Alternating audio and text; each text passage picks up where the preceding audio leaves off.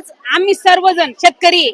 आणि शेतकऱ्याचे जरी पंचायत समिती सदस्य आहे, मी एक शेतकरीचे शेतकऱ्याची व्यवस्था मला कळत येते. आज ऊन ताण न बघता शरीराचा काळा रंग करावा लागत होता तेव्हा शेती कुठे हिरवीगार होती आणि हिरवीगार करून आम्ही ते पिकवत असताना त्या शेताला माल नाही भेटत. आज बाजारभाव भेटत नाही. आज आम्ही पोटाला खात नाही. ताण लागली तर माणूस म्हणते 5 मिनिटं थांबा आपला माल. ज्या वेळेस कांदा काढण्याच्या टाइमिंगला पाऊस येत होता, गारपीट झाली, त्यावेळेस अख्खा शेतकरी स्वतः भिजला पण कांद्याला भिजून दिलं नाही.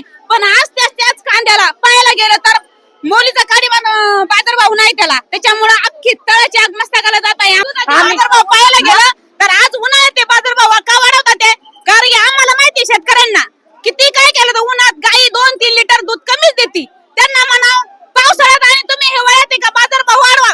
त्यावेळेस गाई जास्त दूध देते, त्यावेळेस ते काय म्हणते दूध कमी.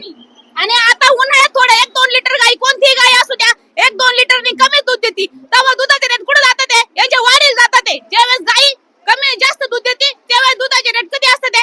पाहू शकता आंदोलनामध्ये महिला सुद्धा आक्रमक झालेल्या आहेत आणि आंदोलनामध्ये सहभागी होत आहेत. का काही करून आम्हाला कोणत्या आयुष्यामध्ये भाव वाढ मिळालाच पाहिजे. Camera person Vishal sir, Santosh, Star Bulletin Times, Manchar.